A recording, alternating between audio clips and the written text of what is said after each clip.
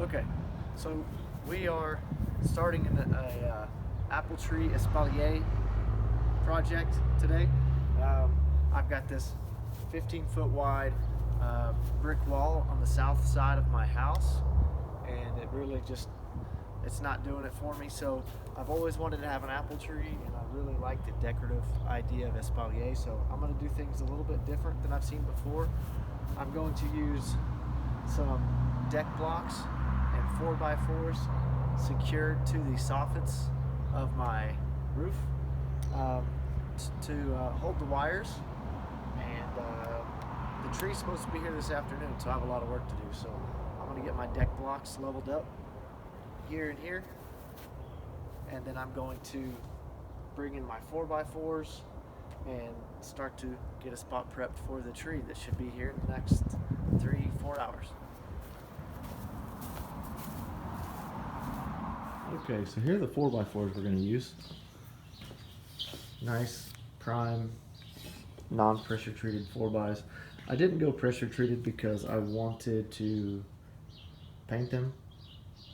I've kind of got a white paint and raw cedar motif going on, so I'm going to try to stick with that. So these are the boards that I'm going to install. I'm going to screw these boards into the rafter tails and the soffits on the house like this, and then I'm going to attach my 4x4s to these.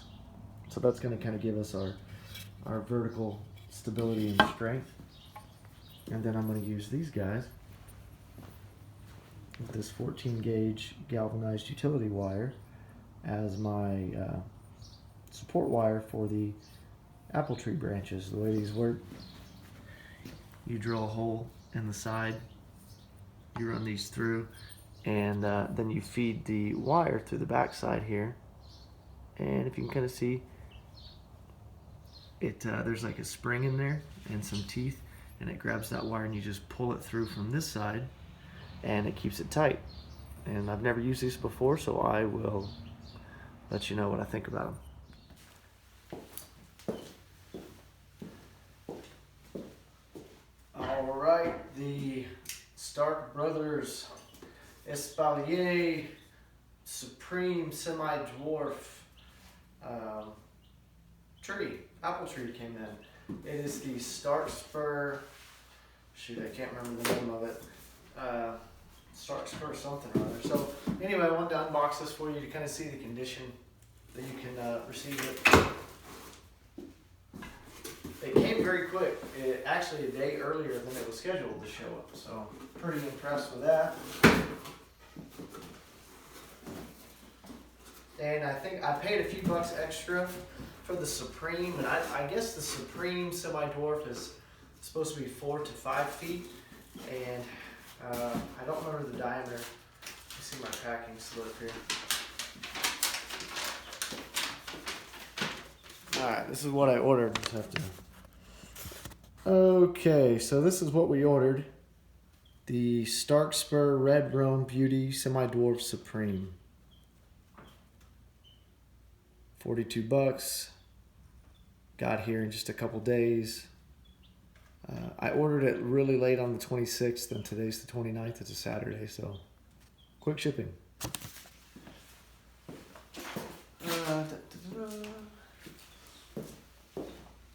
See what kind of length we got on it. And this is the first time I've ever ordered a tree online, much less a bare root tree, much less a online bare root and online bare root tree for espalier. So needless to say, I don't really know what I'm doing or what I'm looking at. Has a nice planting instruction guide, says read here first. I obviously will not.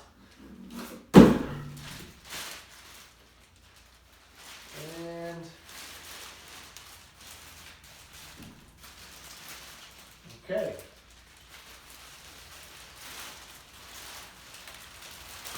Here's what it looks like.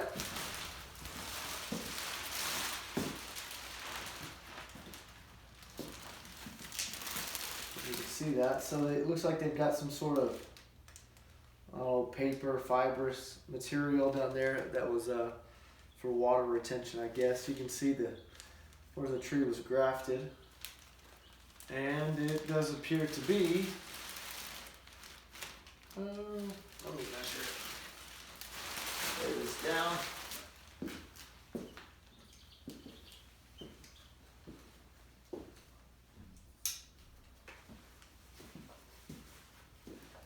From the graft, it is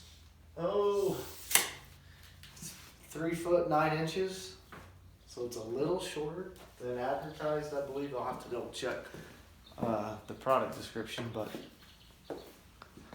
that's what we got. All right, here you can see we've got our deck blocks leveled, spaced out. They're 12 feet apart. At 6 feet, we gotta have our hole dug for the tree. And I went ahead and put some landscape fabric down for future purposes. But now seemed to be like the right time to do it. So we went ahead and put that down. That'll be a secondary project. So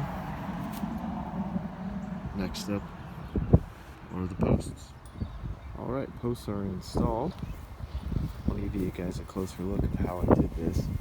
So it's just fixed in this sunk deck block, buried deck block. And I've got 2x4 cedar screwed into the rafter tail in the soffit. And then I countersunk some holes in these 4x4s and attached the 4x4 to 2x4. And I'm gonna go ahead and take some 2" by 1/4" cedar trim and clean up around that. But now the tree's getting its mandatory 4-hour soak prior to plant. I'm gonna get the soil mixed up and ready. I'm gonna mix up the native dirt, native quote unquote, with some compost and potting soil, and then we'll measure up for the wires. My deck blocks weren't completely level with each other in the ground, so I'm going to run a string line and get a level for this first course, and after that I'll just be able to measure up from here. But this first one's important to make sure that the holes are level, since the ground and blocks are not necessarily. Sometimes relative accuracy is better than absolute accuracy. For example, my 2 posts I installed are perfectly plumb on both axes. However, they don't seem to be completely square with the house. Well, I guess the house is just slightly out of plumb, and so it makes my posts look out of plumb. No big deal. One of the things I was going to show you, so I have my string line going across checking for level, and I apologize if you can't see that bright orange line. So my straight and level line just barely doesn't match the mortar line on the brick behind it. But since this is going to be kind of a focal point, instead of going for absolute accuracy, I'm going to go for relative accuracy and match up with the mortar joints. That way it looks consistent as a backdrop. I want to show you guys something real quick about how these little one-way spring tension clamp things work. Got these on Amazon. It's for a range of wire diameters. I got 14 gauge tension clamp thing. I'd read some reviews that they're kind of tricky to figure out, and they're really not, but you need to be careful on how you use them, otherwise you'll screw one up like I did. And I only had 2 spares, so now I'm being very cautious with my last 2 remaining ones. So I'm going to show you what to do and what not to do. So I went ahead and drilled my holes, and I went around and I placed these in, used a 7/16 drill bit, plug them in, and they slide in pretty easy. I mean, there's nothing to it. And so I went through and I put all those in, and then I went back behind and started to feed the wire through. And so I just went in and I was poking around until I got it fed through. The problem with that is that there's a small opening in the backside, and that's where the teeth are. However, you probably saw it a little bit already, but there's a spring in there, okay? And the problem I had with this one was as I fed my wire through, didn't realize I had to be careful. See if I can find it. And I ended up getting the wire wedged behind the spring. And you can't really see in the video, but the wire is wedged behind the spring there, and what that means is the wire can't come out because it's stuck. And it can't go back because obviously that's the whole purpose of this clamping mechanism. So what I figured out was, instead of installing this and then running the wire through, the best thing to do would be to run the wire through, and then when you can see what you're doing, straighten your wire, get it perfect, and then slowly feed it through the teeth where you can see it, and work it through to where it doesn't catch on the spring. And then put it in place and pull your tension. And like you can do that, and it comes all the way through. It's kind of like a zip tie. It'll go through one way, gets really tight, but you can't back it out. But if you get all the way through, you can reuse this. So hope that helps. I'll put a link to the Amazon page where I got these.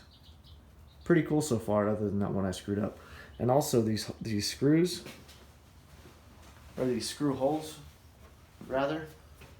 I didn't plan on using them. I didn't know what they were for, but what they're good for is keeping this device attached firmly to the wood as you pull tension. Otherwise, what will happen is you'll pull tension and it'll pull this out with it.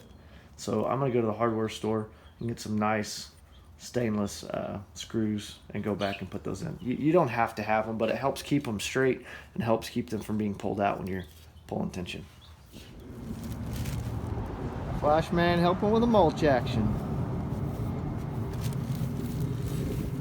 He's getting that done as I get the compost and soil mixed up.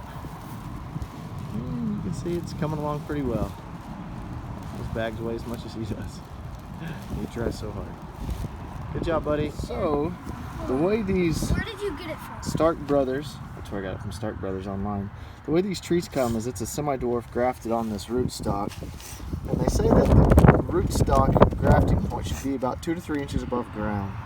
And notice it's got this curve to it. So what I'm going to try to do is line up, put the curve facing out, facing south, and put it to where this little flat section of the graft is directly in line with the wires that are going to go behind it, so that kind of curve comes up and around.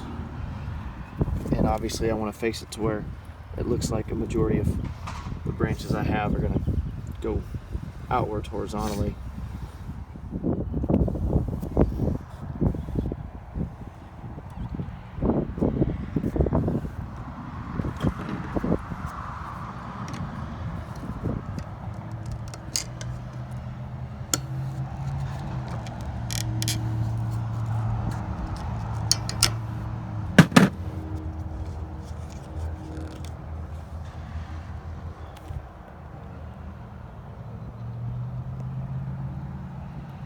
It's not 100% complete yet, but pretty much. I got a little bit of trim work to do up around the top still, but the apple tree is placed, and we went ahead and finished out this new flower bed. I need to do a little bit more research on what I got to do for this guy, like which of these branches I need to keep and let go, but I think we've got some time. So that's it. Let me know what you think.